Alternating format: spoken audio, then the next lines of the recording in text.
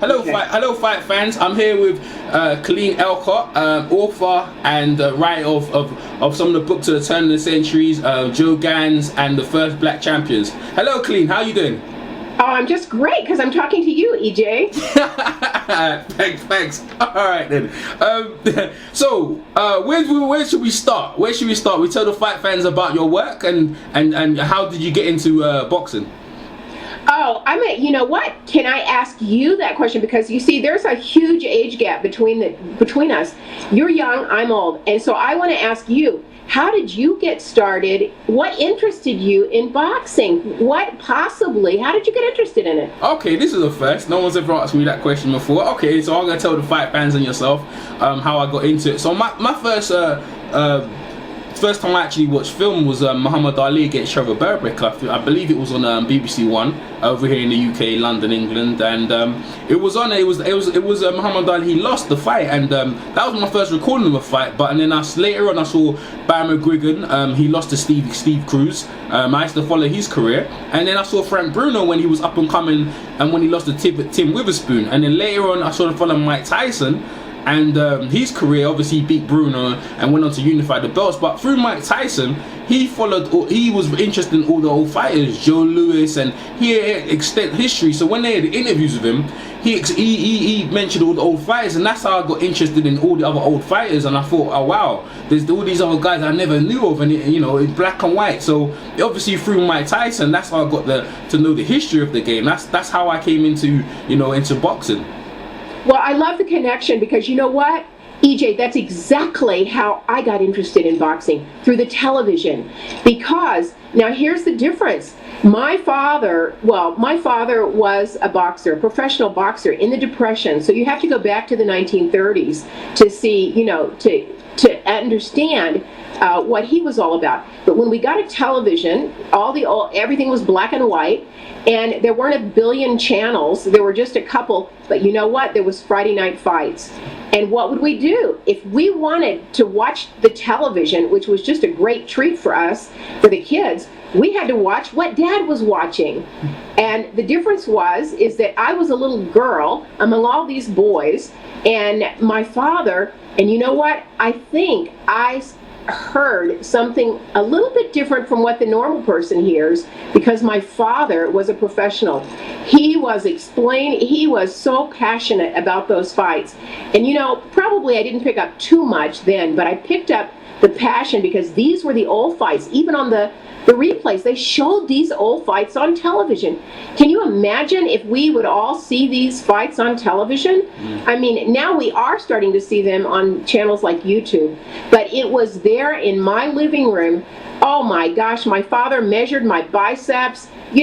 Most kids, I thought I was going to be a boxer. I had no idea that I was a little girl, and at that time, oh my goodness. A world of difference. But you know what? We all get started the same way. It's because we have access to the fights and to something that's really fabulous and to something that's beautiful. And so it bothers me a bit when the fights don't get the exposure, and certainly in America, the pay-per-view fights are so expensive that people they don't have access to them. Do you know, in the old days, they used to show these fights in the theaters. I would love to have a theater that would be designated for some pay-per-view fight. And can you imagine having several hundred, even 1,000 people show up and get in line to watch these fights with the group that size in the theater? It would be like you were watching them live. So I'm sorry but we do have access to them later. But it's not the same as seeing that activity in the moment. And that's what sport does for us. Sport takes that moment and makes it eternal. Yeah, I agree. I definitely agree. So which fights was your earliest memory that you saw? Well, these were the early black fighters. I mean, those were the fights. I mean, of course, I saw the Muhammad Ali fights, live as they were going on, and that was a huge period for fights, a really glorious period. But I recall seeing these early fights on television, and the reason that I know I saw these early fights is because I remember the stories that my father told, but I remembered the ring cards, the black and white ring cards. Sometimes you can see those ring cards, the round cards, the ring round cards where you see a number 2 that for the second round, or a number 5, and they were swinging from the ropes. So as a young girl, obviously that's how I knew that this was the second round of, say, a Joe Gans fight, or a Jack Johnson later when they came on. But it was the stories that my father told me about these early fighters. And so, and I'm sorry I'm getting so involved in the passion of boxing, but I've had to fight all these years, not from the fans, not from the boxing fans. If you're a fan, you don't need any convincing. But it's the other people that may think, boxing is a violent sport, that we're promoting something that shouldn't be promoted. The boxers faced that all the way back to the early reformers of the 1890s. They were still fighting those old arguments, let's shut boxing down. But people don't realize how much, what the beauty of boxing is, and that's really what fascinates me. And yes, my father died of pugilistic dementia because of the battering he took, and he didn't fight that long, but he fought to make money. Can I tell a bit of his story? Nobody's heard my father's story. But go ahead. I'm actually all ears, and I'm actually very interested about your father and his pugilists and in these days of fighting. Go ahead. Well, so my father fought in, like I said, the early 30s, in the 30s. I'm talking about 30 through 32. And he fought in South Texas. But here's his story. My father was born in Mississippi in a small town that you and I wouldn't even call a town today. And it's now that town is taken over by Tupelo, Mississippi. So, Tupelo, Elvis Presley, that sort of thing. But my father was born there in 1913, Friday the 13th, November 13, 1913.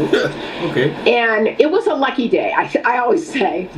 But regardless, they were so afraid of giving somebody that kind of a tarnish to their date that they signed his birth certificate as November 14th, but he was actually born on the 13th. But that shows you those, those little fetishes, those little fears that they had. Yeah. Regardless, my father cut wood.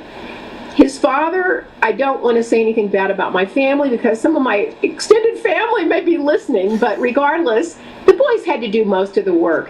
There was a lot going on, and, if you had these young kids, they could do the work for you, but it was the Depression, or it was always the Depression in Mississippi. I don't care if the stock market hadn't crashed by 1929, but these were the earlier days, and my father cut railroad ties, big, long, heavy railroad ties from the timber they had, and he got 1 penny apiece.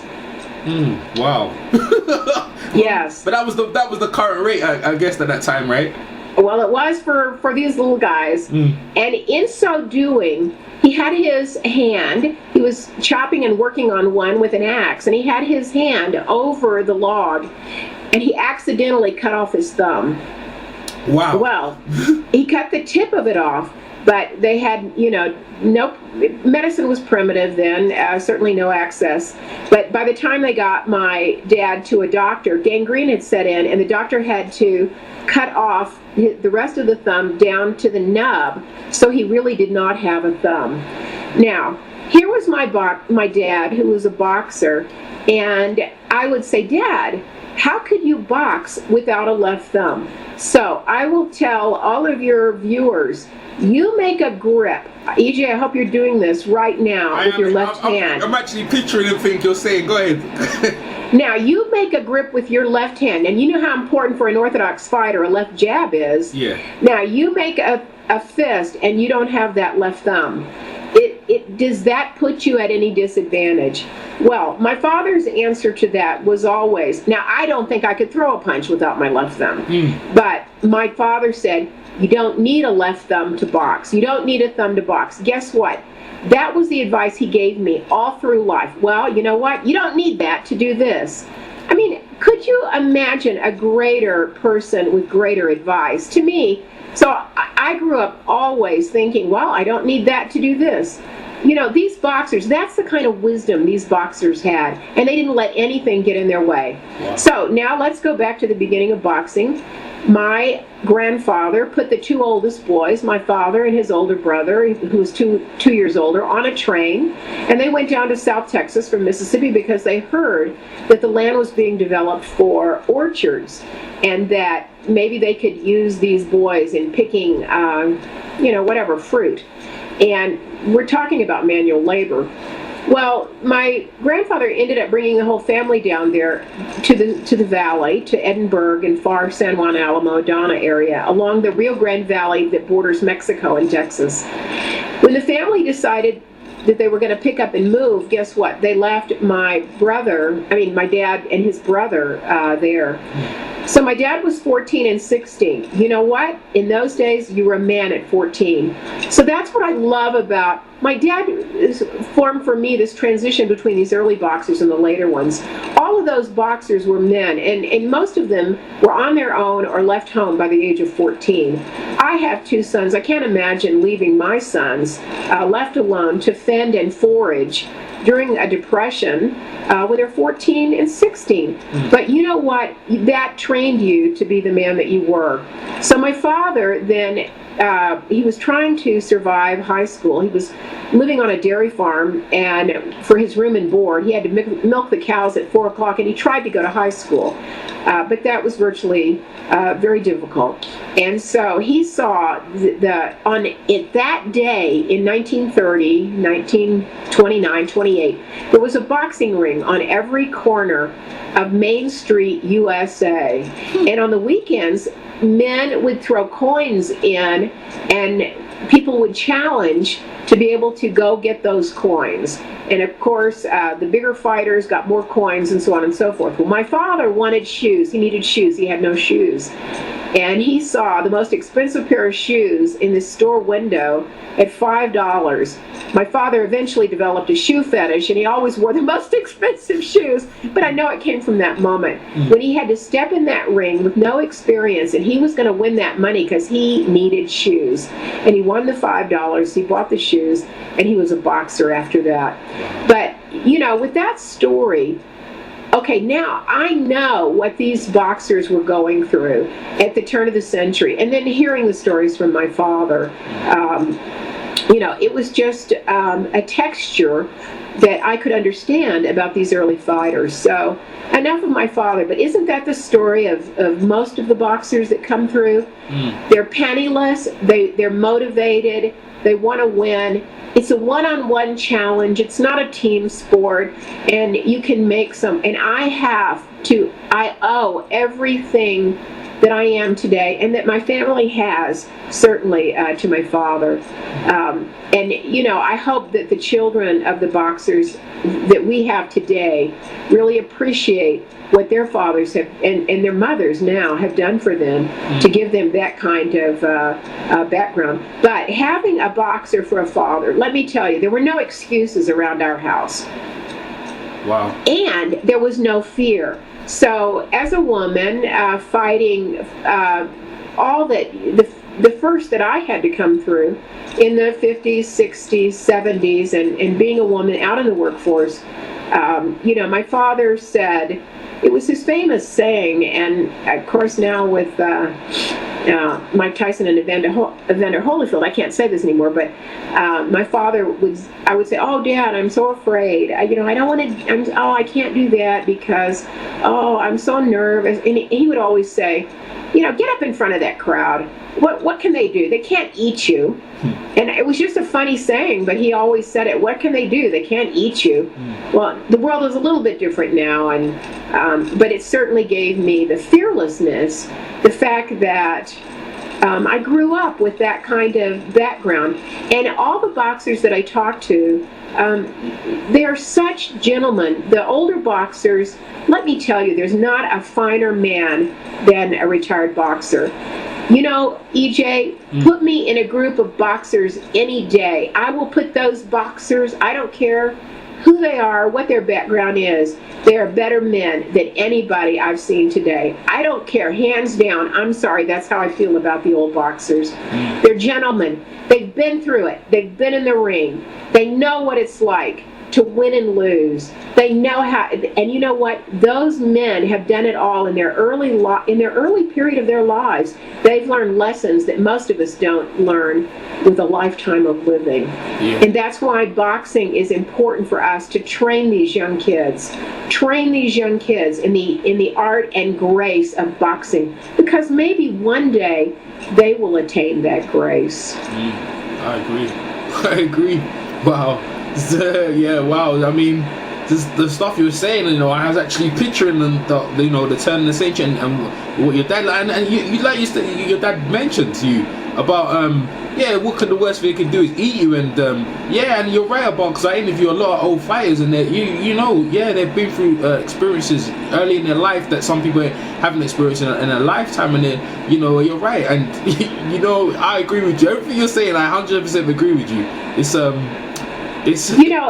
let's go back to the early boxers, and because I know that's what you want to talk about. Yeah. Let's talk about some of the specific things that they engaged in that we don't see today.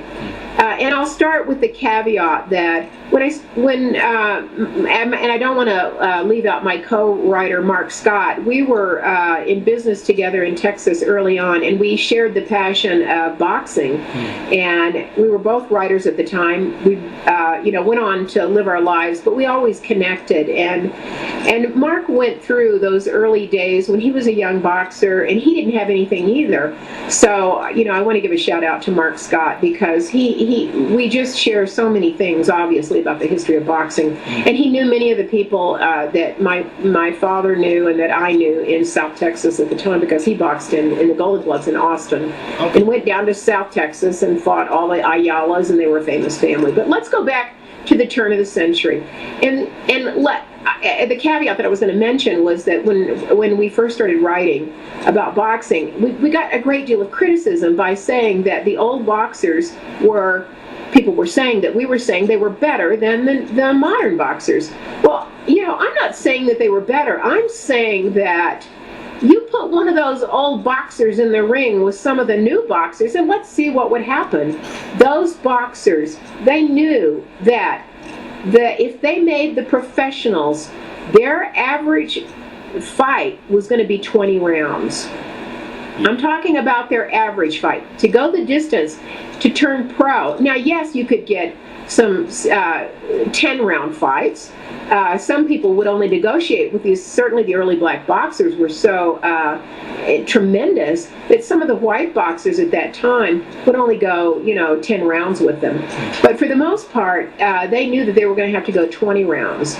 Now, at the time that I'm talking about, the early gloved boxers, and I'm talking about the 1890s through the 1910s, that they were going to have to go a finish fight, 45 rounds. Oh, gosh. 45 rounds. I invite any of your boxing viewers to train for 45-round fights. Can you imagine that? I don't think that. I don't know. I'm not too sure. I don't know how many of them do 45. I hear a couple of them do 20, but I don't know about 45. I don't think so.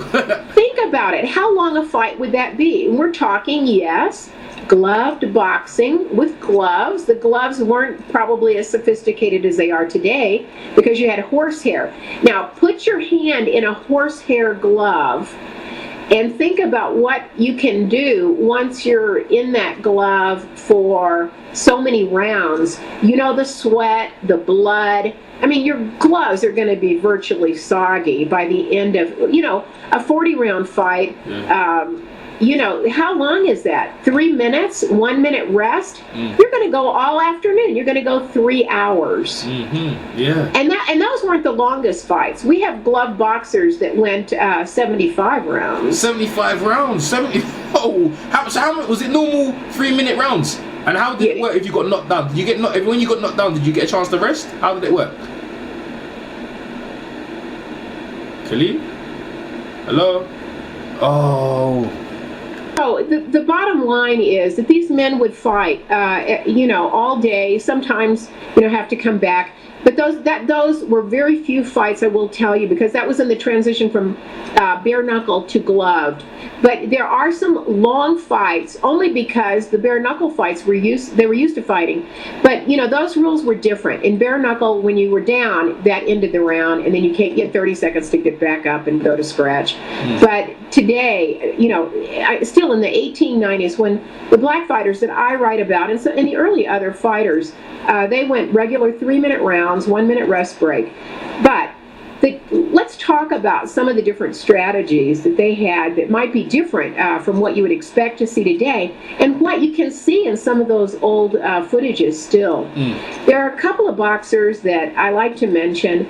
The one that is a particular favorite of mine, only because he was such a dirty fighter. I like fair fights, but he was George McFadden, and his boxing moniker was Elbows. George Elbows McFadden. Now, that sounds like an interesting fighting approach, doesn't it? Yeah. Why would you think why they call him Elbows, eh?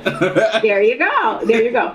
Well, the reason is that he loved boxing. He started out of New Jersey, and he broke his hand, his right hand, in a boxing match, and it didn't heal very well. Now, okay, that's the other difference. One of the main differences is, think about the medicine and the practices you had then. I mean, virtually, they weren't setting bones like they do today, or pinning with specialized orthopedic surgeons.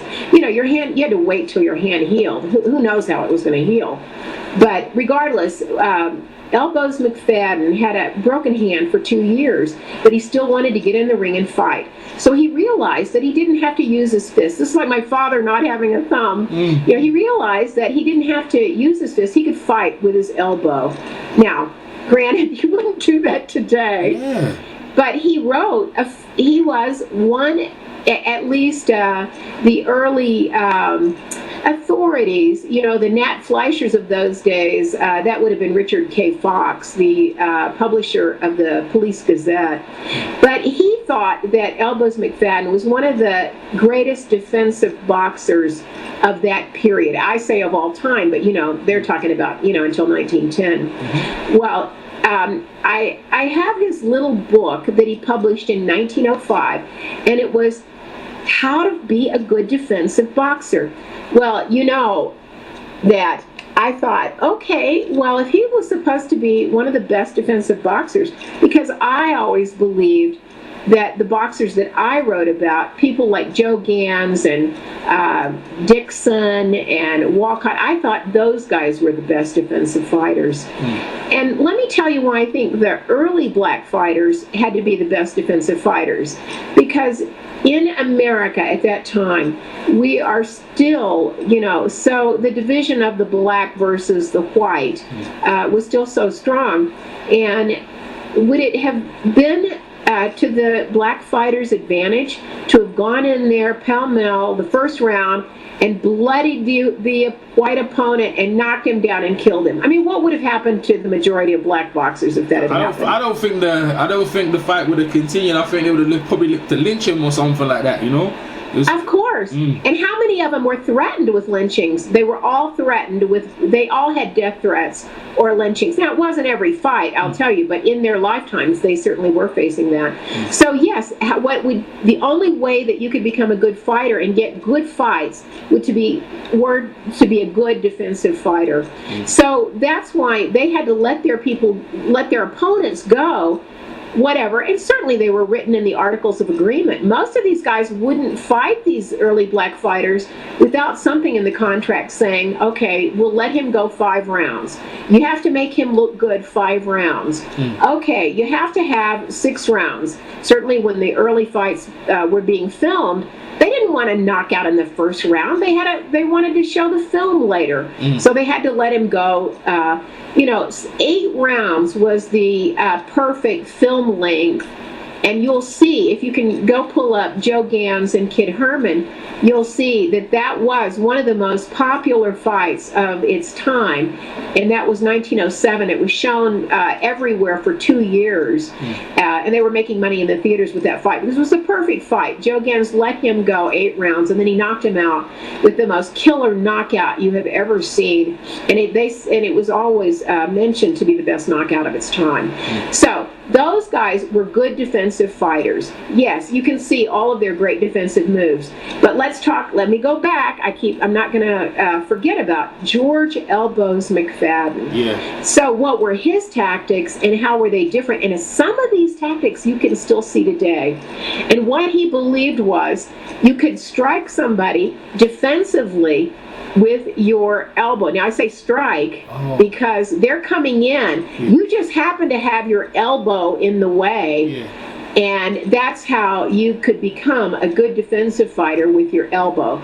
Now, but if you look at his book, oh my gosh, EJ, some of these tactics you couldn't believe today, like how to grab somebody and, really we're talking about breaking their arms. Or breaking their wrists. Wow. These were the goals in those days as a good, quote, defensive fighter. Certainly to pull his elbow back around, how to get your opponent's elbow around his back so you could dislocate his shoulder. Wow. Now, those were strategies taught in the ring. So, that's a little bit different from, we might learn those strategies on the street, but we're probably not going to learn those in the ring. Yeah. Mike Tyson and Floyd have been known for, people said they use their elbow. So obviously Mike Tyson, he studied all the old time fighters. I think a lot of time when he threw his hooks, he would follow up with the elbow, but that wasn't necessarily a defensive tactic of someone advances onto you. And with Floyd Mayweather, he uses it in a defensive posture with his elbow as well, when he uses it as a leverage. So I can actually picture what you're talking about. Exactly. Yeah, using. And sometimes you could see that really they're using what you may think is their elbow is really their forearm.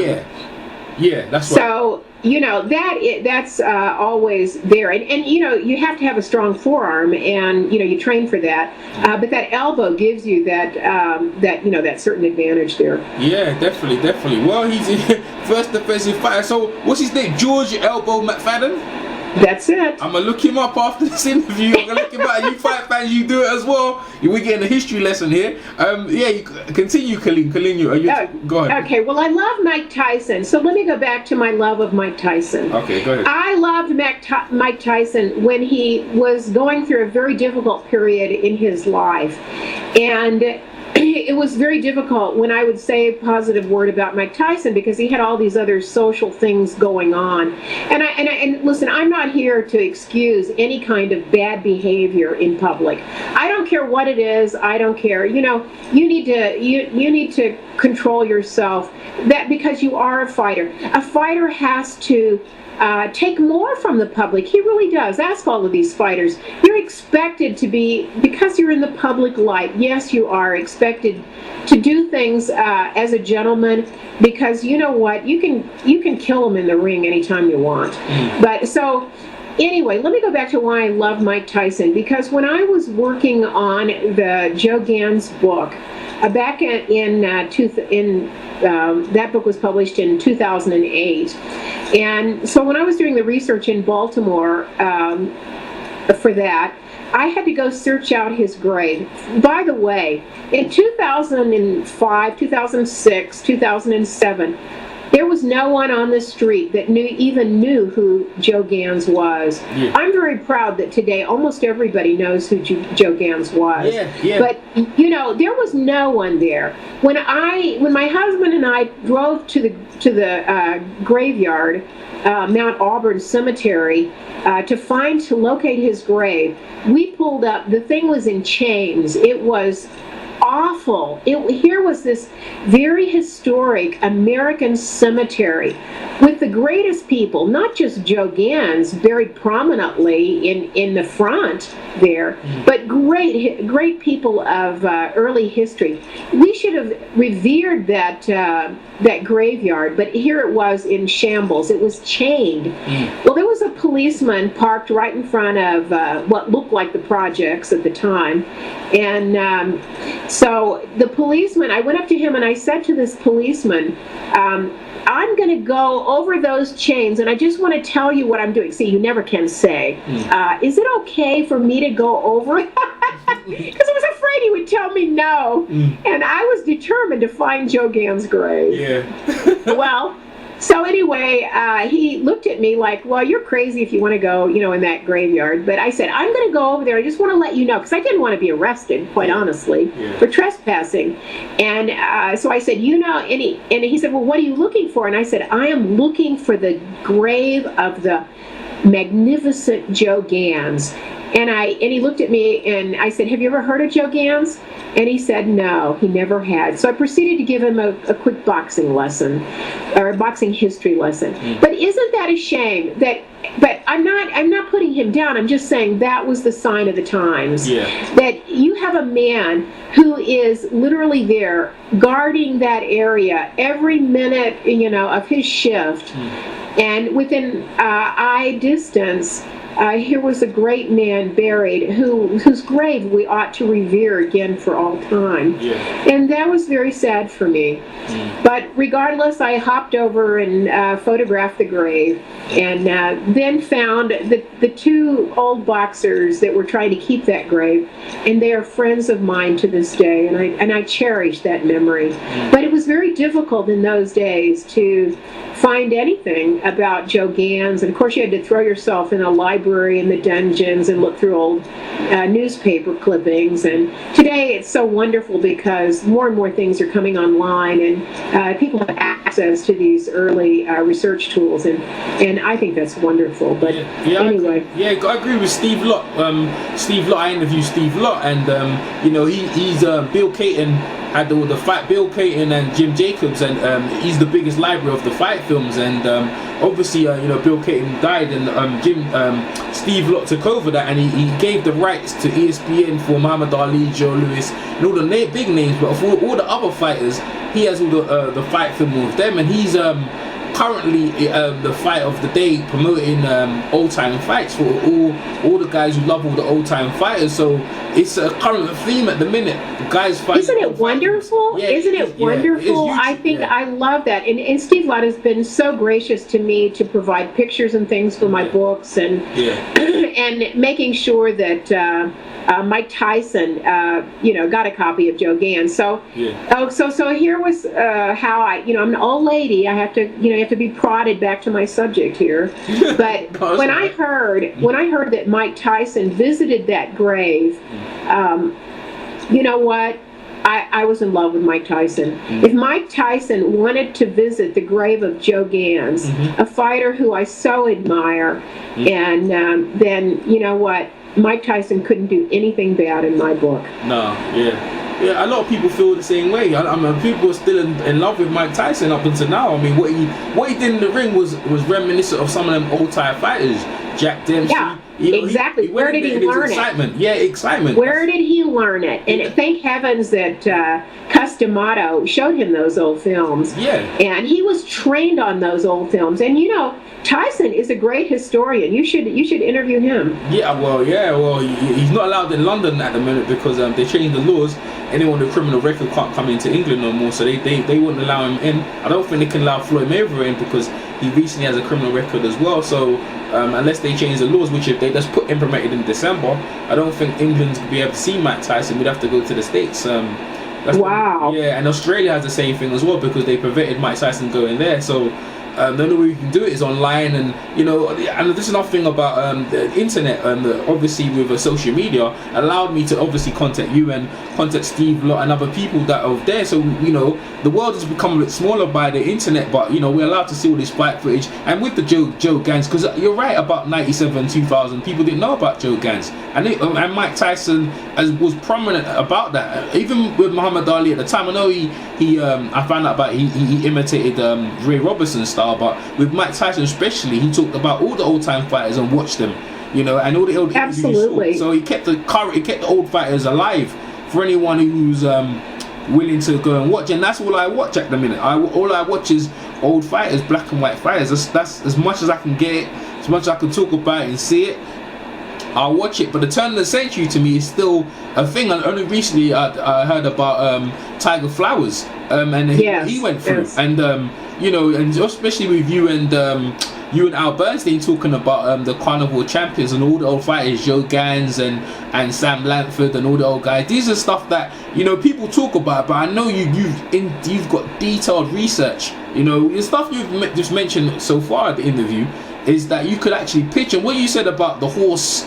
Was it horse? What was the gloves made of? Damn times it was thin. Yes, horsehair. Your horsehair, like how horsehair is very thin, so yes, so that your knuckles must have been in serious pain. Yes. So what you would do is during the fight, what you were trying to do is you would move the horsehair around so that you could get, your knuckles could get better leverage there. Painful.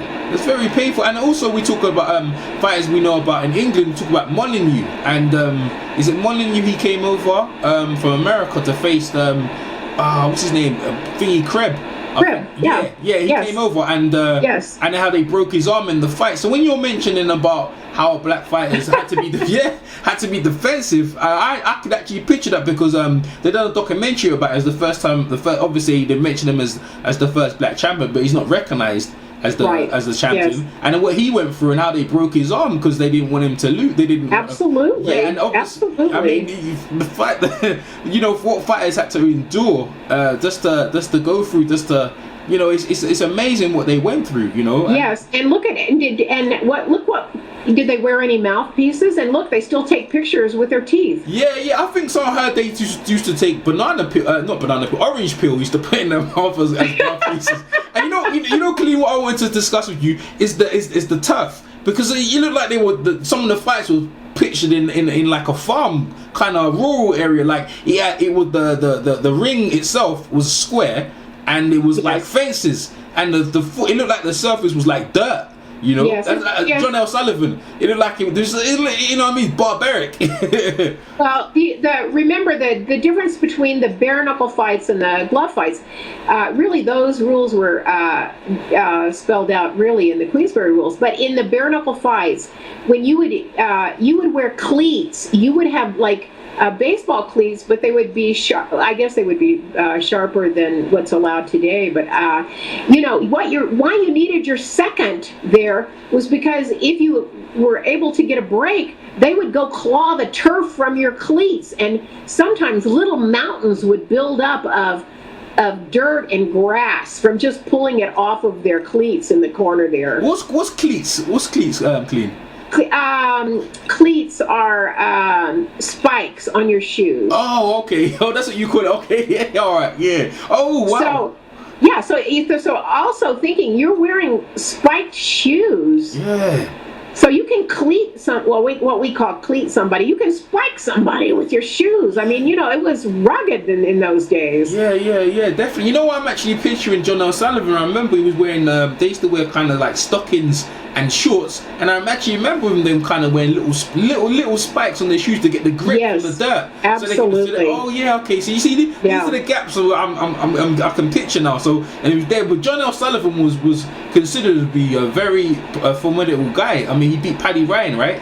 Yes. Well, John L. Sullivan was a hero, and people still wanted when when he lost the fight to Corbett in the Carnival of Champions in 1892 in New Orleans, it was a big disappointment, really, because people wanted him. Well, it was an exciting fight, and a new scientific man took over. Corbett was from San Francisco. He was a gentleman. His moniker was Gentleman Jim Corbett, and so he was different from the rugged Sullivan who would go around and throw challenges to everybody and say, I'll kick your ass and blah, blah, blah. Yeah. And so there were different style of fighters. But certainly when you get into the ring, yes, you have glove fighters fighting. I'm going to go back to what you said. Yes, it looked like they're still fighting on the farms.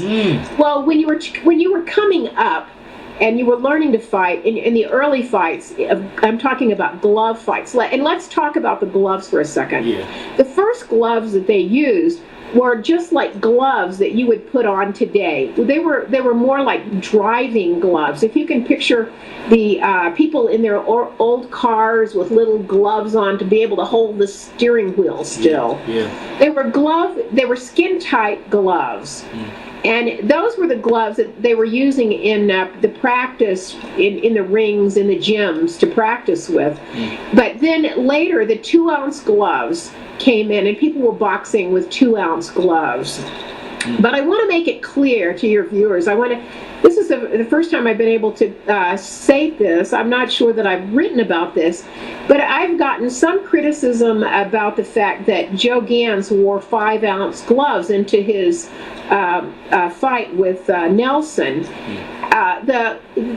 Because people thought they were 6-ounce gloves. So, let me tell you, people are fanatic about their boxing history. Yeah. But the reason that Joe Gans wore 5-ounce gloves, because the lightweights considered really almost into what we would call the middleweights today, they all wore 5-ounce gloves. The heavies wore 6-ounce gloves. So that is the distinction in the period of time that I'm talking about, 1890s to 1910. The lighter weights wore 5-ounce gloves, and the heavies wore 6-ounce gloves. So that's the distinction there in gloves. And of course, the gloves were made differently. They were primarily horsehair stuffed at that time. You will find some gloves that are stuffed with wood chips as well, wood shavings. And those gloves go into the 30s. You'll still find gloves in the 30s with wood shavings in them. Well, they were talking about Jack Dempsey when he fought Jeff Willard. How they had something in the glove. The gloves were loaded. Do you know anything about that? I don't believe that those gloves were loaded. I just absolutely do not believe it. I know there's a considerable controversy, and I'm not going to solve that controversy. But just personally, I don't believe that, because there were representatives from the other side watching the gloves put on, and I just don't believe that if you had somebody from the other side and you saw something suspicious. Now, could they have traded them out? I don't know. I don't believe that. Let me tell you, Dempsey was a formidable puncher. Yeah. And I don't personally. I just don't believe that those gloves were loaded. But could they have been? And there's so much going on, and the fights were so frequently. When I talk about fixed fights, sometimes I don't mean that fixed for the outcome. Certainly, the outcomes were fixed. But there's so many concessions that had to be made in those fights during the fight that when you talk about fixed fights, yes. If you have to let somebody go 5 rounds to look good, they can do quite a bit of damage to you, can't they, in those 5 rounds? Yeah, definitely. Look, you mentioned about Joe Gans. When you talk about Al Bernstein about how Joe Gans, he got headbutted in his face and his eye was popping out, but he had to continue fighting. Go into that a bit? Yes, that was a 1900 fight, and that he was absolutely criticized for quitting. A fighter can't quit. Still to this day, if you're a quitter, that's not a good. Yeah. Yesterday. Wow, we haven't talked about that one either, have we? No. He was. I interviewed Louis Cordaz. I believed he was going to win already because he had more skills. And all Victor Ortiz had was power. And yes. But yeah, quitting. People don't forgive quitters. Like Roberto Duran, that's all they hold on to. That's true. Yes, yes. And, you know, I say poor Victor, he was knocked down, but I mean, you know, boy, he's looking to get under those ropes, wasn't he? Yeah. Yeah. I don't think he won anymore. I think his jaw, what Floyd did to him in that fight where he hit his jaw, I don't think he was ever the same. I think he's... Exactly. Well, he was, you know, the direction he was coming into with that jaw, and then, you know, to take the right hook like that, you know. It was bad. It was tremendous, yeah. Yeah, he looked like he was in tremendous pain. Yeah. So he thought he was down enough, but he was still getting hit on the head. So he stuck his... You know what? People were so cruel that they say they should have got up anyway. Okay, so let's talk about Joe Gans. Yeah, so Joe Gans is in that fight, and so he gets hit. He gets headbutted. He gets hit. You know, again, you don't let up. I mean, first of all, there are no doctors in the ring that are going to stop anything. Yeah. You know, you have to remember that. There are no doctors. Mm-hmm. They're not going to stop a fight until that fighter is down, out, over with, down. And you know what? There at that time there wasn't a 3-down rule. There wasn't a neutral corner. When that knee came up, you were fair game, and your opponent was standing there over you, ready to knock you down again. Yeah. Because you had to stay down to be down. So, yes, his eye was ripped open, and you can see the horrible gash in later pictures of the scar from that fight. I mean, normally he had a relatively unmarked face for having gone through, you know, as many fights as he did, to over 200 fights. So, you know, but his eye was, I believe, knocked literally, I think it was torn open so that it looked like it was out of his socket. And the referee demanded that he continue fighting. Mm-hmm. Who was the guy he was fighting at the time? That was Frank Ern. Wow, that's terrible. Yeah. People said Frank Ern wasn't a great fighter. Well, let me tell you, you don't win from Levine if you're not a great fighter. So, you know, I think the problem is to be able to determine whether or not you're a great fighter, you have to look at all of the fights and their setups and who won. But also, I think you have to look at the footage. I agree. And you don't have a lot of footage from those early fights, so it's difficult to say who was really great and who wasn't. Yeah. But I mean, but still, on the whole, granted, there were many fighters that fought hundreds of fights, and many white fighters. But if you look at the black fighters and their records, they were fighting twice, 3 times, you know, more fights.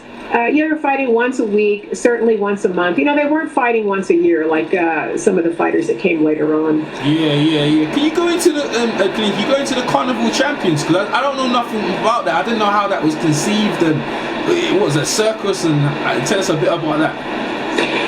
Well, I write quite a bit about the carnivals, the boxing carnivals, and Mark and I cover that in. I think we do that in the Rickard book.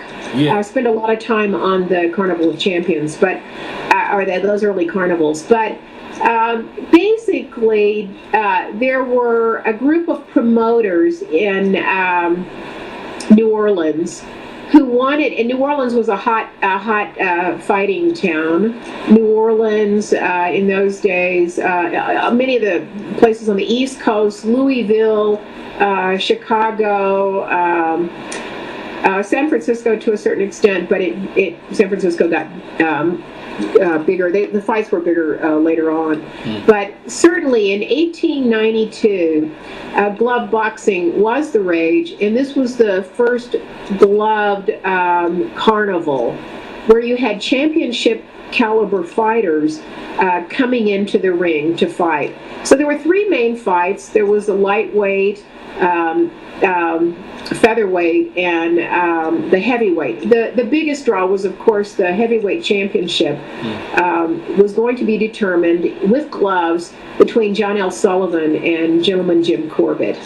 And Corbett, and again, the money that was exchanged in the hands for the title fights, that was a title fight, and that was a winner-take-all of $25,000. In them days, it's quite a bit. We're talking about 1892. Yeah. And again, the comparisons of what you could buy, and I told Al Bernstein, when the again, these are the high price tickets, but when a reserve seat costs $15, and the average monthly salary of a worker, monthly salary was $20. I mean, you're spending a lot of money to get a reserve seat. Yeah. What I like about that, and again, it was a carnival, and because this was a huge event, it was your big entertainment, and they wanted that boxing carnival to be as big and famous as Carnival or Mardi Gras in New Orleans, and that was the kind of, I want you to get, and your listeners to get the impression that these were huge boxing events as entertainment. You didn't have other entertainment. And as a matter of fact, before the 1890s, unless you were extremely wealthy and you didn't have to work for a living, you didn't have entertainment because you were working 6 or 7 days a week. And the average workday at that time was 10 to 12 hours a day. Wow. So not only were you working hard, you were working all the time. And the reason we call holidays and why they were so special was because you didn't have to work that day. Yeah. It was a holy day. And so the holidays were, and that's why you see in the early fights, the huge championship fights were usually around holidays. They were around the Christmas, they were New Year's Day fights, they were Labor Day fights, the September fights, Labor Day fights. 4th of July was huge in America. Those were big fights during those days. But back to the championship in 1892, what was so interesting, I think, for historical purposes is to see what happened with the George Dixon fight in Skelly. Well, I probably speak too lightly in my books of Skelly because I think I say he was really barely more than an amateur. He had fought fights, but he was no George Dixon. So if you were a betting person and you were going into that fight, you would certainly bet on George Dixon. But think about it, you really didn't, because I know this is going to sound amazing to everyone, but it's certainly, I mean, even when you're starting the research, you can't even believe what you're reading. You can't believe this, but some people in those days thought that just the sight of an African American fighter in the ring, you would drop dead to see a white man in the ring up against you. Those were the preconceptions of much of the general public, that just by seeing a white man in the ring, you would drop to your knees, you'd turn to, putty. You just couldn't stand up to that. So, I mean, with that kind of background in the minds of the general white Americans, it was phenomenal. They couldn't believe that these black men were winning all these matches. They could not believe it. How can this happen? How can this happen? Yeah. Trust me, George Dixon, in an article that I just recently got off a couple of days ago, I called George Dixon the American Napoleon. He was a little guy, and these guys, and that's the other thing, most of these fighters, the average man was 5'2", weighed 125 pounds. So, 5'2". Average man was 5'2". And weighed about 125 pounds in those days. Anywhere from 5'2" to 5'4". People didn't have the luxury of a lot of food. They didn't have the luxury of, they built up tremendous muscles. When you see Joe Walcott at, 5 foot, these guys were short, but they were power packed, power loaded. Joe Walcott, not Josie Joe Walcott, the original Jersey Joe, the original Walcott. Which Walcott was that? Original Joe Walcott was from the West Indies, and he came over and he trained under George Dixon, and he was the first to win. He was the first a fighter of African descent to win the welterweight title in 1901. Oh man! And these were guys, they all knew each other. It was a band of brothers. If there was ever a band of brothers in those days, those were the early black champions. Joe Gans, George Dixon, Jack Skelly. He's another guy that I dearly love. He was the Tommy Skelly, the Harlem Spider. Isn't that just a great name? The Harlem Spider. Oh, Harlem Spider. Oh wow. Hey, I've never heard of that guy before. I know. It's just but yet he fought all of these guys. I mean, they were all friends. It was just, I just want to go back in that time and sit in a couple of those gyms and hear those men talk. I mean, it fascinates me. It really fascinates me. Was it for the three aces? I remember you talking about the three aces, but it was supposed to be four because they didn't match the Japanese. I didn't. I said there were supposed to be four. I think there should have been four. Yeah. That Fleischer didn't want four, but anyway. So for the people listening, so who were the three aces? The three aces were George Dixon, who was the first bantam and featherweight champion. He was actually born in Halifax, Nova Scotia, in Canada. So really, Canada can claim him, even though he fought all of his really professional fights really in America. But George Dixon, he won that in 1890 and 1891. And the second was Walcott, Joe Walcott, who, again, from the West Indies originally, and landed in Boston and fought. Boston was the hotbed for all the fighters. That's John L. Sullivan, the Boston Strong Boy, and he trained with the same manager, Tom O'Rourke, as George Dixon. And so then the third ace was Joe Gans. Now Joe Gans was a little bit farther south from Baltimore, and his manager was Hereford. And so when the Dixon and Walcott, again having the same manager, Tom O'Rourke, that kept them in a very close-knit group. But certainly they all trained, and they were all in that geographical location of Philadelphia, Baltimore, around that centralized D.C. area up to Boston. And so it was a tight-knit group. In New Jersey, a lot of good fighters coming out of New Jersey at that time as well. But certainly they all won titles. These were the champions. And, really, truly, of that period, you don't really remember the other champions. You simply remember George Dixon, Joe Walcott, 1901, Joe Gans, 1902, and then Jack Johnson, 1908. So for me, that was just a really divine period. I think that's why, certainly the fighters, certainly my father's period of the 30s, why they so wanted to learn anything and everything from the black fighters, because they were considered the greatest at that time. You don't have any other big fighters coming along until Joe Louis, and then Joe Louis, certainly all of those, even Muhammad Ali tipped his hat to all of those, the aces, and they were tremendous. What do you know about the Tiger Flowers then? Tiger Flowers, again, I didn't focus on Tiger Flowers and the Black Champions. I tried to get someone to write on that. But we didn't. But they're just, I'll save that for your. You have someone writing a book, and I think you should interview them on Tiger Flowers. I think all of those guys were great. I mean, I'm telling you, they were just tremendous. They were just tremendous. And why am I so excited about them? Is because they had to fight defensively. They obviously had to fight offensively because they had to win. And they were just great technicians. You will not find, even in Tiger Flowers, better technicians.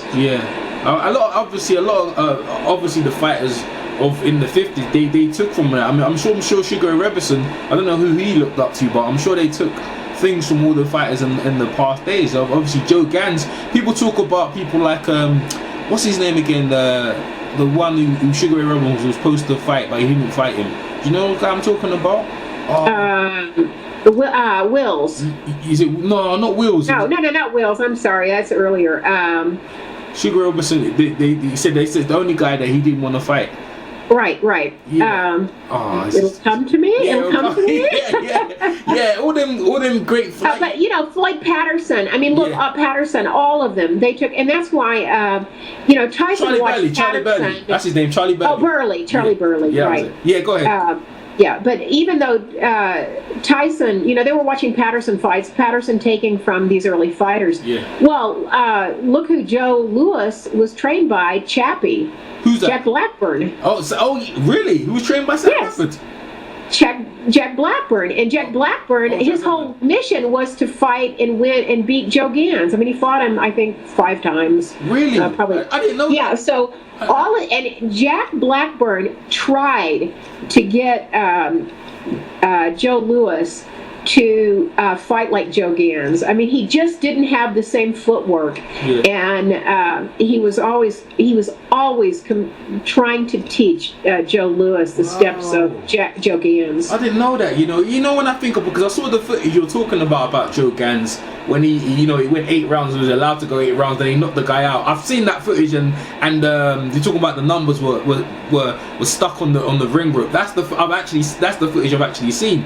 And when I actually think about Joe Gans now and Joe Louis, they had similar style. He used the jab and the right hand. Which other fighters you used to fight? Most fighters, they were quite brawlers. They used to fight hooks, and they never used to use their jab. Obviously, like Gentleman Jim Corbett, he obviously used his jab, and so did Gene Tunney. I actually saw the footage of Gentleman Jim Corbett teaching Tunney his tactics. I think he helped him a lot, actually. Yeah, exactly. Those yes, that footage there. That's interesting. I think that's a great footage to look at. On those tactics. But don't get me wrong. Joe Gans used that left jab. He could keep anybody away from him with that left jab.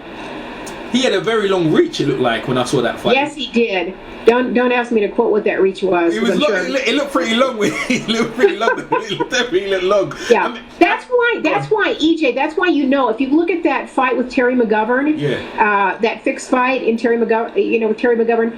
If you look at that is so pathetic. First of all, I can't imagine Joe. That to me, I know Joe was hit, but let me tell you, he doesn't use that left jab to keep him away, and he could have. I mean, easily. He doesn't block Terry McGovern's punches at all. Yeah, I haven't actually seen that one. I only saw the one when he knocked the guy out. I don't know which footage that was, but I haven't seen the Terry McGovern one where he got knocked out. I actually saw the one where he knocked out. I don't know the guy. Kid Herman. Yeah, that's the footage I've seen. I haven't seen the other one when he got knocked out, but I heard about the fix was in. But it's amazing that they went for like Wills. So would you? Wills. I don't know much about Wills. I think he was ducked by Jack Dempsey, I think. Is that right? Yeah, Harry Wills, people think that he was avoided. He didn't get the fair shots. He probably didn't. I don't think any of the black fighters got really tremendous. Murderer's Row, they call it. Murderer's Row. Exactly. There you go. But who do they turn to when they need a historic, figure? Joe Louis. But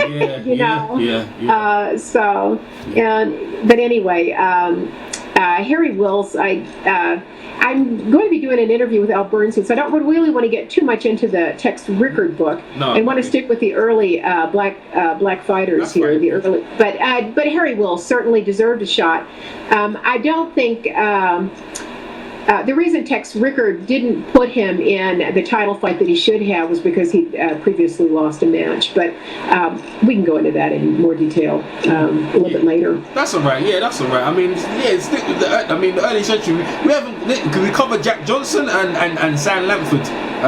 Let's maybe Sam Lamford. Go into Sam Lamford a bit. I mean. Sam Langford, oh my goodness, you just can't find, the uncrowned champion. He really was. I mean, there wasn't anything he couldn't win. And, Joe Jeanette and Sam McVeigh. Yeah, Sam McVeigh. They were considered heroes in Paris. Long fights, and then obviously Jack Johnson. They don't get their due in fighting history, but let me tell you, these guys, they could put down anyone, and and be kings. Be kings. Yeah. You know, there's another thing I want to mention on the social scene. Just is not directly related to boxing, but Go ahead. the fact that Jack Johnson was so maligned, you know, with the womanizing, and certainly with his white wives and so on and so forth.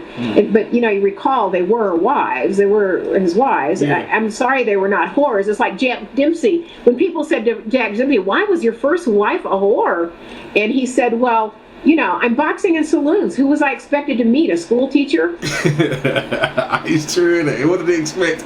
Yeah, exactly. But you know, people forget that the first you know, black champion George Dixon was married to Tom O'Rourke, his manager's sister. Oh, yeah. So there were many black-white relationships. Joe Gans had a consort who was white, and they had a child. So, you know, but no one seemed to, you know, I don't know why it was so polarizing in that Jack Johnson was perhaps, you know, in your face all of the time. And certainly he had a right to be. I mean, you know, he was the champion. Yeah, so to see Jim Jeffries at the time, they talk about Jim Jeffries a bit. So Jim Jeffries, what kind of man was he? Because they said he was really, I mean, we didn't, obviously I saw him when he was past it, but people talk about Jim Jeffries, he's definitely one of the greatest of all time. You know, we can go into that a bit. Jim Jeffries was a slugger like Dempsey. He came up much like Dempsey, but he was a slugger. He was compared later to the Brute. The original Brute that Jack London in literature talks about is Nelson, actually, who fought Gans, and they were just massive men who won by the strength of their fists, and went at people. I mean, I'm not suggesting that they had no style, but they were extremely powerful punchers. And Jim Jeffries, I mean, all of these old fighters, well, I say all of them, but the ones that were known for their walloping punches were either they threw axes. They were, you know, they worked in meat factories. They worked as lumbermen. Yeah. These were heavy-duty slingers, and you know, I'm telling you, their arms were tremendously powerful. Yeah. Jim Jeffries, simply, I think he just got tired of the fight game. But one thing, I mean, he could win all of his matches, and but he was also very demanding. He demanded. The reason why we don't see any more fights than we do from Jim Jeffries, he demanded winner-take-all pots.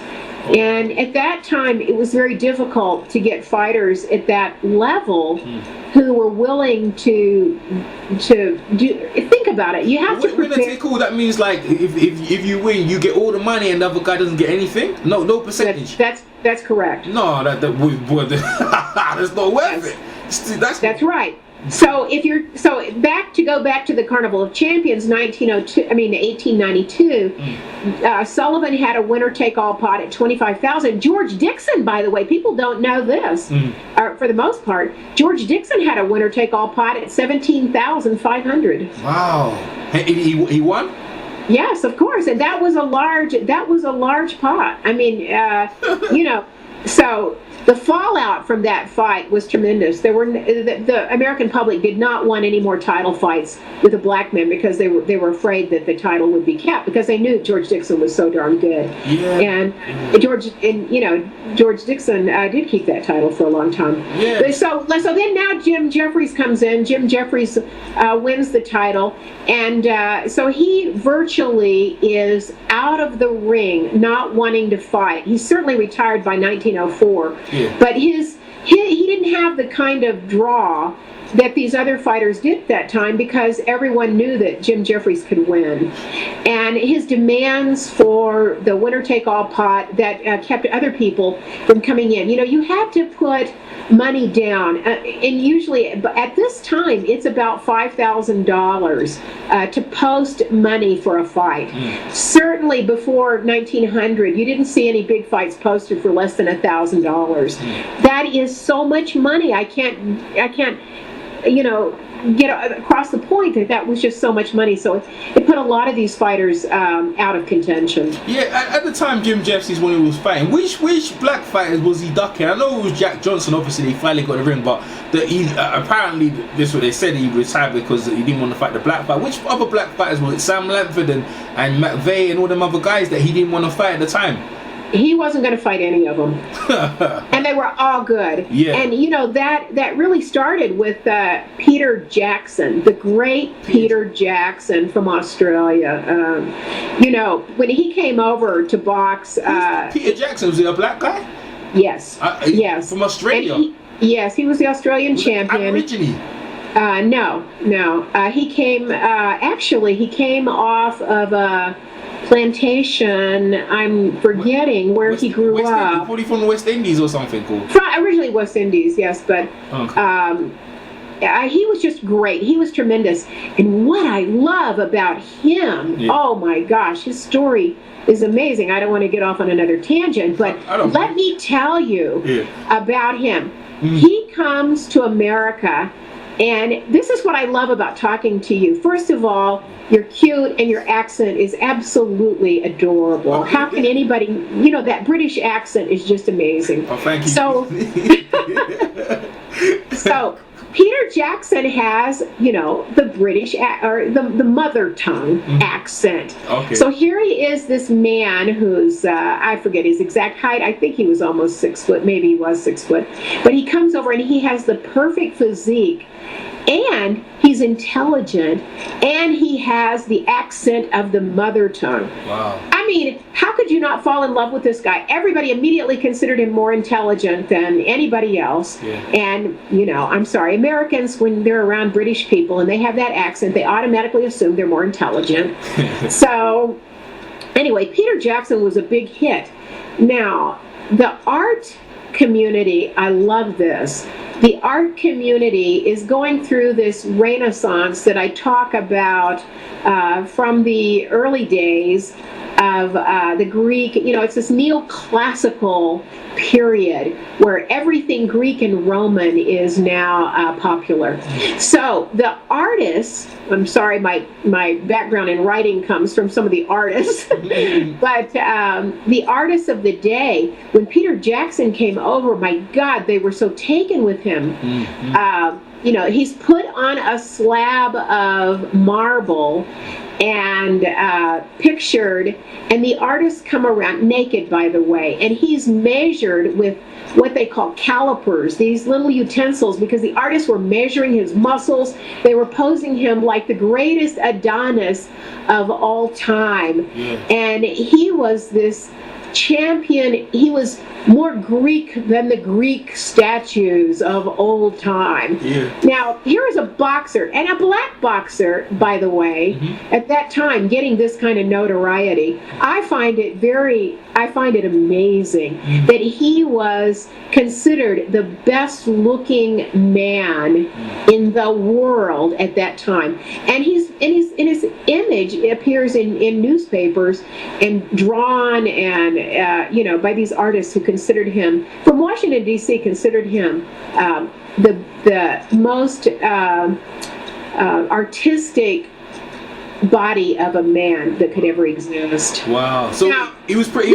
Go ahead. This is a Victorian era, mind you. Okay. Now, when you can print that this black man is more appealing and more artistically developed than any other man in the world, I think you have for me, I think that period was an opening in race relations that obviously to a certain extent, got shut down a little bit by the white boxers of the time. And that really depresses me, because I think there was a period of time in race relations in the United States when people were open to the beauty of the best man, so to speak. But then certainly John L. Sullivan comes along, he draws the color line, and where really truly, I think in parlance, everyday parlance, where does the color line come from? It's that scratch line in the sand.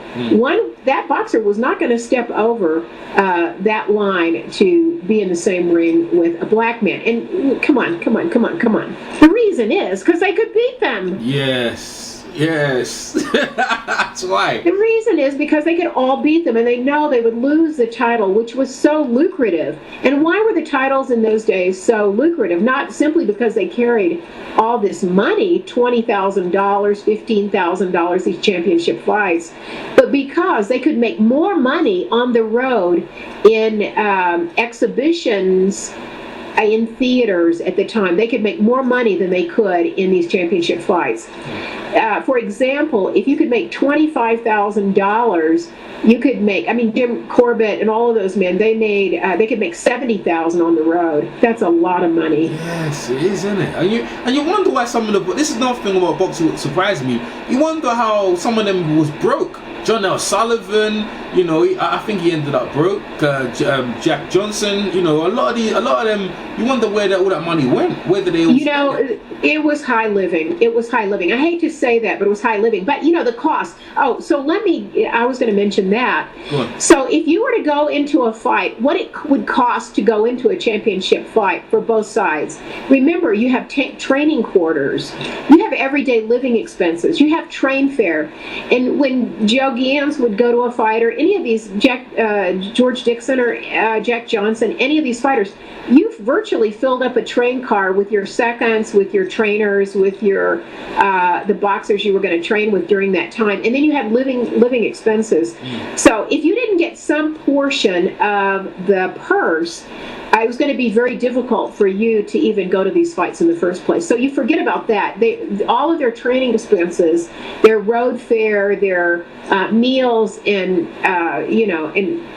they didn't live in cheap places at that time. The entourages, That's exactly.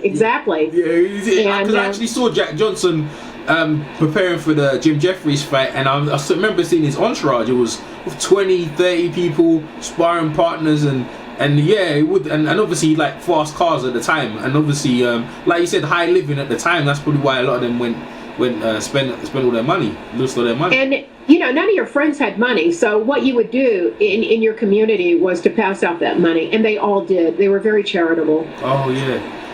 Now, Joe Gans was a different situation. He had quite a bit of money. I think it's estimated that he made up to 100, and by these accounts, you don't know if the newspapers are exaggerating, but in one year he was said to have made about $180,000. Wow. Well, that doesn't include his expense during that year. But if you look at Joe Gans after the 1906 fight, the longest fight, by the way, that was Mark and my art title, the longest fight, not someone else who came along to write the book. But anyway, when you look at those fights, he had tuberculosis and he was suffering, so he had to pay a great deal of money for treatments and things like that. Tuberculosis was a very common disease at the time in the turn of the century. I don't know nothing about tuberculosis. Can you explain what it is? Because this for me, I don't understand. I don't know what it is, but it was a common thing at the time. It was very common. It's caused by a bacteria, and remember, there's no penicillin. There's nothing to combat these terrible, tragic diseases. Tuberculosis can lie dormant in your system your entire life. Most all of the boxers, I will say virtually all of the boxers, probably had the germ in them at the time. Even my father did by the 1930s, and he later developed a case late in his life. So that's called latent tuberculosis. But it can become active under any strenuous situation. And certainly Joe Gans was under quite a bit of stress. The great Peter Jackson died of tuberculosis. They all carried the germs. What does it do to you, tuberculosis, to your body? Tuberculosis, the most common form, would attack your lungs, and it would cause your the alveoles in your lungs to actually bleed. So you would be coughing up blood, and the way that you would actually perish, and the way that Joe Gans actually perished, was from your lungs filling up with blood, and you would suffocate. You would slowly suffocate. It would be like having an asthma attack continually without any means of help. Wow. So it's a very, very, very contagious, very, very tragic. And if you think of all the spit buckets in those days and the water bottles, and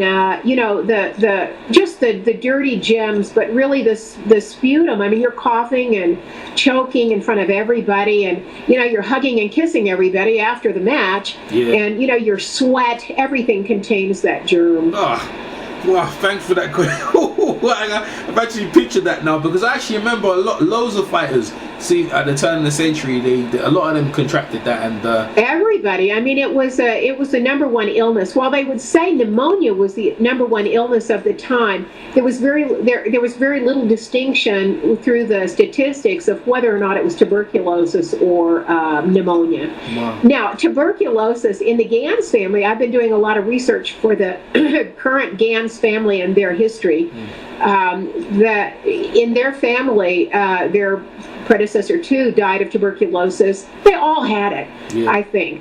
But it was in the more congested cities, and certainly in the more humid areas. That's why people would try to go out west and get into the dry climates, where, literally your sputum would dry before it could reach somebody else, and hopefully it would dry out your lungs. And a very primitive, I don't even want to go into the primitive. Well, maybe I will. But the treatments for that, Joe Gans suffered. Joe Gans was terribly afraid of needles. And think about it. I was afraid. I was an asthmatic. And this is so bizarre, EJ. I grew up in South Texas, and when the doctor said you have to send her west and they said, well, my parents hadn't been anywhere else. They said, where do we take her?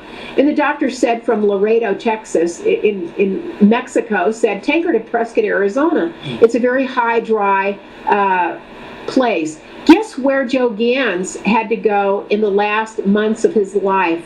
He went to Prescott, Arizona to recuperate. He and I were within 2 blocks. Different, granted, it was, different, 50 years time difference, maybe 80 years time difference, but, they're in the same place. And so people did try to go out west, but the treatment for that was terrible. Joe Gans was afraid of needles because they didn't have disposable needles. You had to polish the needles to try to get them sharp enough to get into the next person. And they would plunge those needles into his lungs and try to draw off blood from it. The other thing would be they would force fluids down your lungs to try to dilute with what they called germicides. And those germicides were supposed to kill. And then you would, if you were lucky, you wouldn't suffocate from the germicidal treatment that they were flooding your lungs with. Someone is, when you mentioned about your father being born on the 13th, is that, and you can see some of the treatment. It's like witchcraft, and I don't know, it's just barbaric. Some of the methods they use to try and cure you, and how superstitious they are. Yes, they were, and the boxers themselves were. That's another hour of discussion. Hey, I'm good. Go ahead, Curly, as much as you can. I don't know. I mean, the superstitions of the boxers. I mean, that was amazing too. I love that. I think every boxer to this day has a superstition. They always wear their favorite token or something, their color, or something into the ring. But in those days, literally, if you had something that would cause you to survive, that was amazing, because you couldn't survive. Now think about poor Joe Gans fighting under those circumstances with tuberculosis, and Peter Jackson fighting with active tuberculosis. They used to fight with the tuberculosis. I thought they contracted it after they finished fighting. They were fighting with tuberculosis. Yes, Joe Gans fought his last fight certainly with Nelson with active TB. Whoa, man! Wow, they've got brave. Go ahead. Let me tell you, they're not brave. They are tough. Yeah, man. 42 rounds with active TB. So that's crazy, you know. You wouldn't even think of it these days. A lot of fighters, they wouldn't go through that. They wouldn't, because how are you breathing? Exactly. And to be short of breath and to be coughing and to be coughing up blood, no less. To me, can you see why these men are my heroes? Yeah. I mean, I'm there with you and everyone else listening. Listen, I'm telling you, these are the things that the fight fans need to hear. You can't you can't live on the current fights. You need to know where these guys came from. They need to know the roots of the fight game. Yeah, and these were the guys. They were Joe Gans, the early scientific fighters. They perfected, Dal Hawkins actually perfected another early fighter, the left hook. But, these guys perfected these things. Joe Gans, what I love about his techniques that he perfected and that we still do today, you can hear trainers try to prepare these guys for circling their fighter around, so you get them, circle to the right to offset, a particular jab. That circling motion was what Joe Gans perfected. Yes. When Jack Johnson says that he looks like he's on skates up there, that's what he's talking about. That circling motion. He's very fluid. Today you just hear people yelling at him, move. Yeah. But he was actually circling to measure the angles. And what I love about the Joe Gans opponents, why they were so afraid of Joe Gans, what they worried about, not necessarily afraid of him, because I don't think anybody that stepped into the ring in those days was afraid of anything. Yeah. But what they worried about was that they would tell you specifically that Joe Gans had this uncanny knack of knowing what you were going to throw, and he could counter it before you knew you were going to throw it. Yeah. To me, that was like drawing out your fighter. So Joe Gans then perfected. To me, it's not superstition. He was drawing out the punch that he wanted and had measured to counter. Yeah. Wow, extraordinary. I mean, even when you see him fight, like you said, he fights like a modern day fighter as you see now. Thank you. When I first started writing about him, nobody thought people didn't even think he threw combination punches. Yeah.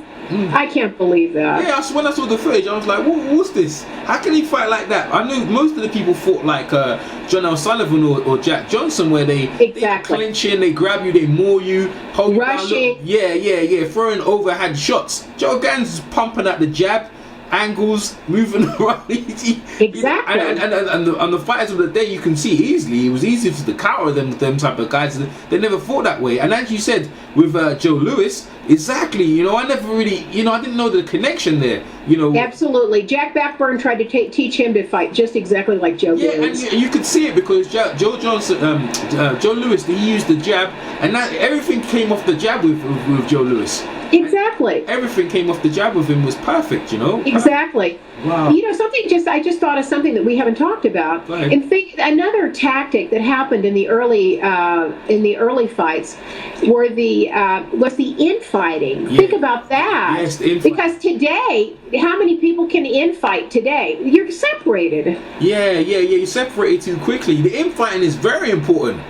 Absolutely. If you like modern day fighters, Floyd Mayweather, he can fight inside. If you really was a really good fighter, you had the infight. And that's where the fighting was that was the most brutal as well, because that's when exactly. I see Fireman Flynn when he was headbutting Jack Johnson. Yes. And also when you talk about what's his name again, Gentleman Jim Corbett. I remember when he was I see him teaching Gene Tunney how an infight, when someone throw a punch to his body, how he'd wrap his arm around them and grab his arm and use his other hand to hit him in his jaw and hit to the body. The absolutely, absolutely. A lot of damage, and you know what? Yeah. That teaches you to throw that 6-inch punch. Yeah.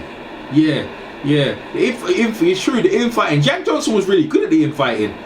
Oh my gosh, they all were. Really look at when you have to look at it. See, a lot of people don't like that long fight, the 42-round fight with Joe Gans, because they said all they're doing is hugging. Yeah. I'm telling you, they're not just hugging. No, they're not. That's how you call you wear your opponent down. You wear his stamina down. Absolutely, More- absolutely. Wow. That was part of Elbow's McFadden's technique, is to keep that pressure on them, keep them in the infights. That's where you're absolutely wearing them down. You're keeping that elbow pose. Yeah. You're knowing exactly. I mean, you're not supposed to be throwing dirty punches, but you're supposed to be, knocking your opponent out in there, which they did. Yeah. Because I remember they talk about in the old days that they paced themselves because they knew, like you said, with the 45 rounds. Or I remember there was unlimited rounds as well. I heard where until someone dies, until someone goes on their back. Maybe that was bare knuckles, but those were the bare knuckle fights. But I'm telling you, those could again. They came back the next day to finish them. Oh, because it's nighttime and they thought they could. Yeah. Really? They can't see. That's right. That's crazy. So they arranged to come back the next day and finish the round. Yeah, but you know what? But back you saw a lot of you asked me about the turf fights for the glove fighters. Yeah. Yes, the reason you'll see a lot of turf fights, or you'll see a lot of they were barn fights, because they could be in remote locations in somebody's barn, and the people could get in there, and then they wouldn't be immune to the or open to the authorities were used to the policemen. Yeah, because they didn't like them. So let's go into the newspapers, Jack London, and some of the papers at the time where they had their fighters, and some of the verdicts were read. The decisions were read through the papers. Why was that? Why well, first of all, in the early gloved boxing, I can really only speak for that because I know something about the other things, but in the early gloved boxing, the referees made the decisions. There were no other judges. Your referee called the fight. The referee determined. That's where all that comes from, raising the hand, and the referee is calling the fight. So during the period that we're talking about, the referees made the judgment. But remember, public boxing is illegal. Oh, yes. It's illegal during this time, and the only state that I know where it was legal was Nevada. Yeah. And that's why you had so many fights in Carson City and Reno, and then certainly Goldfield and Tonopah. Yeah. Because that was legal in that state, that governor. But the governors were always fighting. Trust me, I think most of the governors always wanted the fights to be legal. Yeah. It was the religious reformers who were they were the active opposing force there. So when you see newspaper decisions, remember how important the newspapers were during that time. The newspaper writers, the sports writers, were the most highly paid of all the newspaper reporters, number one. And they were supposed to be the good guys, beyond reproach. And so when you would leave a deposit for a fight in those days, you left them with the newspaper reporter. Oh, you talking about like the betting were left with the newspapers. When you post a fight, remember the word is post, P-O-S-T, so you're posting it in the newspaper. So when you make a challenge, when you challenge someone, you have to post money for that to say that you're interested. So you post $1,000. When the post for the fight, if someone doesn't meet your post, there's no fight. But you would post that with the sports writer, and they would keep the money.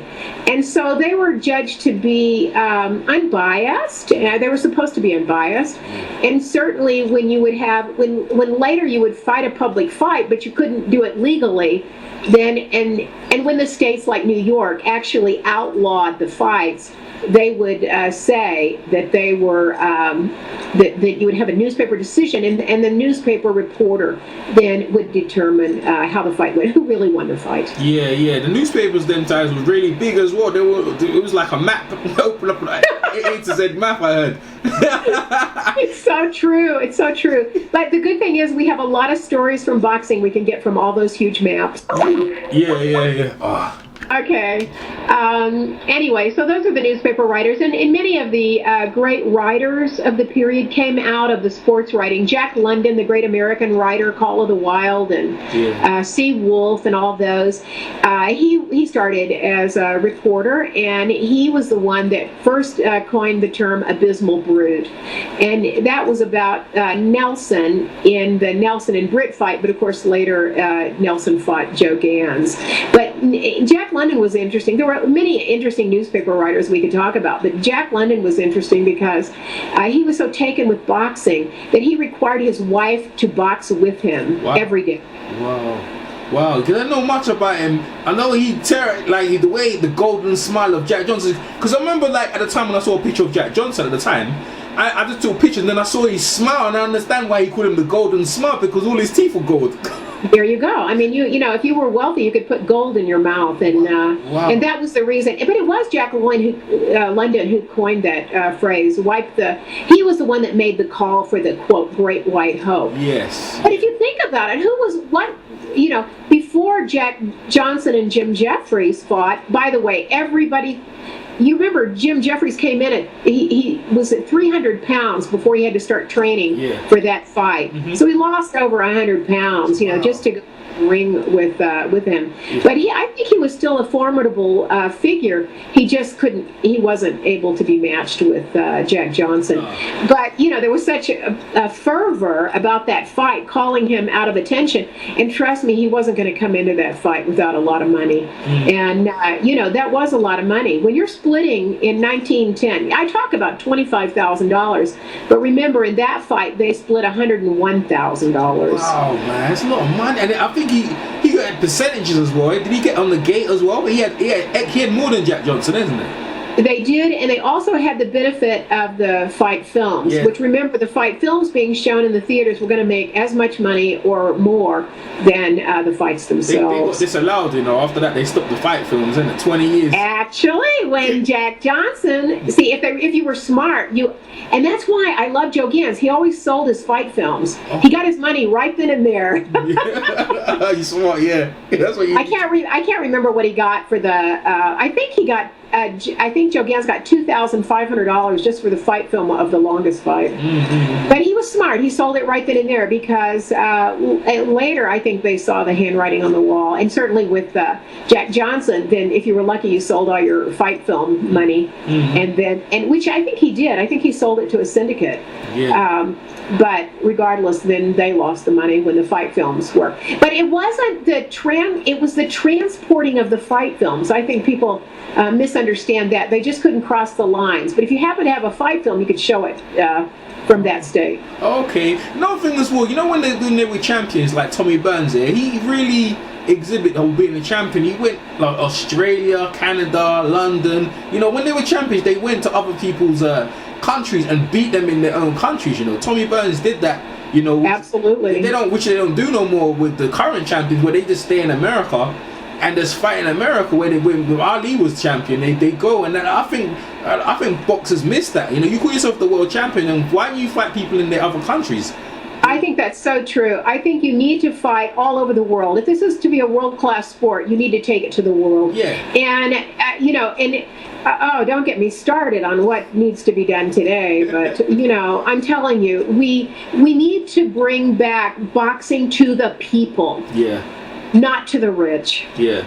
I don't care. I think it's great. When you ask everybody, who's the wealthiest sport today? What sport does that come from? You ask everybody, and what do they? I mean, to the man on the street, what are they going to tell you? They're going to tell you football, or they're going to look at the basketball. Basketball. Soccer. They're look you call it soccer over there. Soccer, yeah, soccer. Exactly. Yeah, it's the sports. It's always the sportsman. There you go. And but you gotta say who's the wealthiest sport, and that's Floyd Mayweather. Yeah, Floyd Mayweather. He's a boxer. Yeah, he's a boxer. That's it. He's mad. I mean, if the heavyweight get another heavyweight in America, that heavy boxing would be great. I think boxing in America, when you have the heavyweight champions, the whole division, the whole boxing is healthier.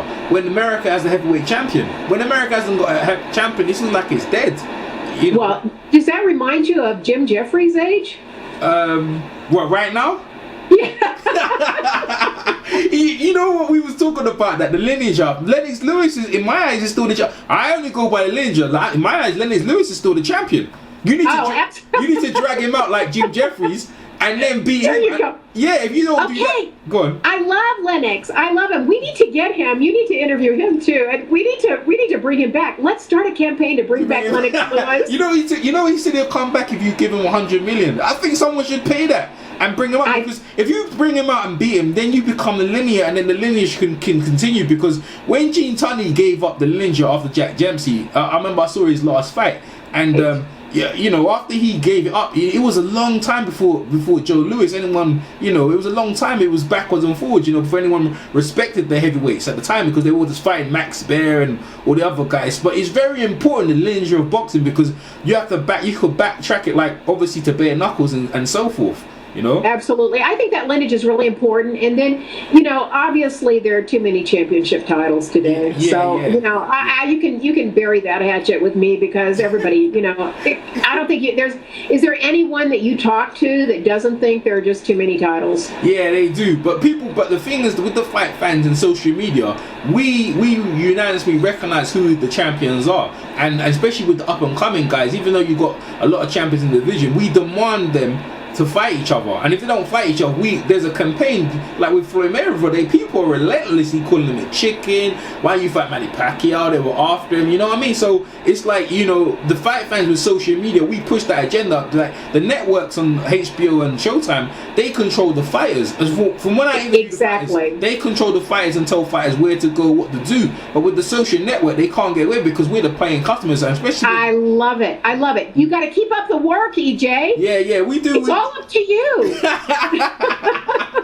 Well, you know what, this is the YouTube boxing community. A lot of guys like myself, we rigorously come after the fighters and talk to the fighters, and we push that. So the fighters, if they're willing to talk to us, we know we support them and put their works out there. But yeah, this is what boxing is about, especially with the 8 divisions. When boxing with the 8, it was easier. Like with the, you know the emergence of the UFC. So he understands the emergence of just having a few divisions where people could recognize who the champions are. With boxing, it's the same thing. You know, it's easier when you have all them 8 divisions.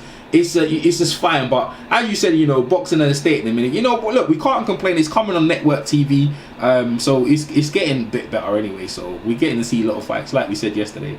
But you know, and I think it's great for what you're doing. I think it's up to you, and I thank you so much, EJ, for appreciating the history of this great sport. Yeah, I mean, if anyone doesn't appreciate the history of Joe Gans and all the other guys, what they went through, Sam Blanford, Jack Johnson, and all the greats, what they went through, you know, I can't understand. A lot of the fans, these days they appreciate like one fighter, but if you're any sort of fan of the sport, you have to appreciate what the guys went through. You know, like you said with Mike Tyson, he was a big fan. Anyone like Mike, a lot of people love Mike Tyson. So if you love Mike Tyson, you got to be a fan of what he liked, and he liked all the old fighters. You know, absolutely. He know all the old fighters. Like you said, he's a very astute about everything, all the fight film, and the fight films are very important. You know, I'm not obviously next time we talk again, I'd love to sit down and we go through fight films of all-time greats, you know. I would love to do that. So let's make a promise that we'll do that. We'll sit down with some of these old fight films and we'll walk through them. Yeah, definitely. Your fans. Definitely. You think it's like maybe we've run out now. I don't know if you want to continue talking, but where can the fight fans catch you? And also you know your works, your books and stuff. Let me. I haven't updated the Joe Gans website, joegans.com. Anyone out there can get a message directly to me, and I will respond through joegans.com. Mm-hmm. Okay. So if you want to correspond to me directly, you can. Obviously, the books are in all the libraries. The publisher of the 3 books is actually, they're headquartered in London there, McFarlane. Okay. So, you know, you can get, obviously those books are at McFarlane or on Amazon, or I don't know what's easier for international people, but you can find them. And you know, we're all, the boxing historians, we're out there trying to write as much as we can in all the publications, and people are self-publishing today, which I have to admire. When Mark and I were writing our first book, there were very few of us writing boxing histories at all, but now through the internet and through Lulu and through self-publishing and smaller presses, I mean, you know, there are more boxing books on history of boxing out there now than there ever were before, and I think that's wonderful. Yeah, you know what? It'd be wonderful if one of the fight guys in the thing would make a film on one of your books. You know. Well, I would love that. I would love to write it.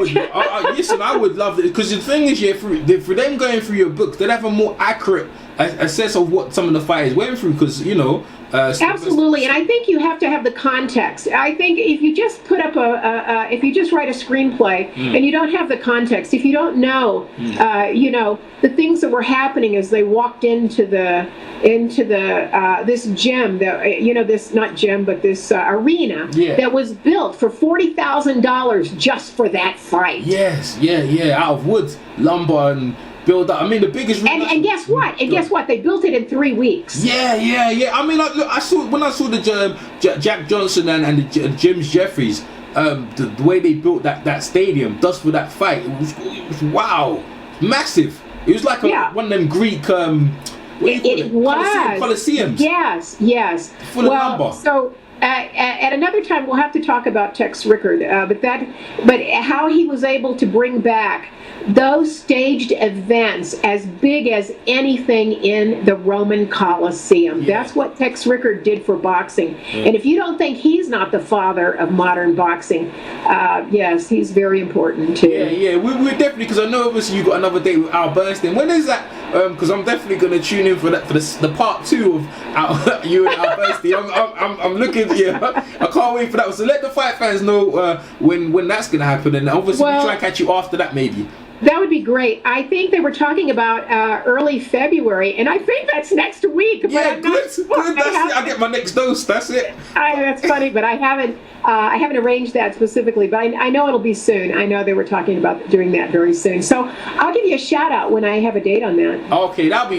Clean. You know what? This was back. What I'm gonna do, I'll sort this out and I'll post it everywhere. And you fight fans, try get in contact with Colleen. Obviously through the website joegans.com, and also the book. If you've got time, sit down and read the books. And it's been a great interview, and we look forward to talking to you again very soon. EJ, I really look forward to that, and I just think that I can't stress what you're doing is so important, because you're bringing that to the people. You're encouraging the people to know their history. You're encouraging people to watch the current fights and to demand something from the sport. Yes. And that is so important. And I love you for doing that, EJ. Thank you so much. We thank you as well, Colleen. You definitely bring back the stuff that people maybe forgot, and you keep it prevalent. And like some of the stuff you mentioned today, I'm gonna sit back and drink a coffee and listen to this interview again, and I'll probably listen to it a couple more times. It's one of the greatest interviews I've ever had. I think it's on par, even better than Steve Lott interview I had. It's historic. It's historic as well as the stuff you've got. Thank you, Colleen, so much, and we'll catch up very soon. Very good. I love you so much. Bye bye. Take care. Bye.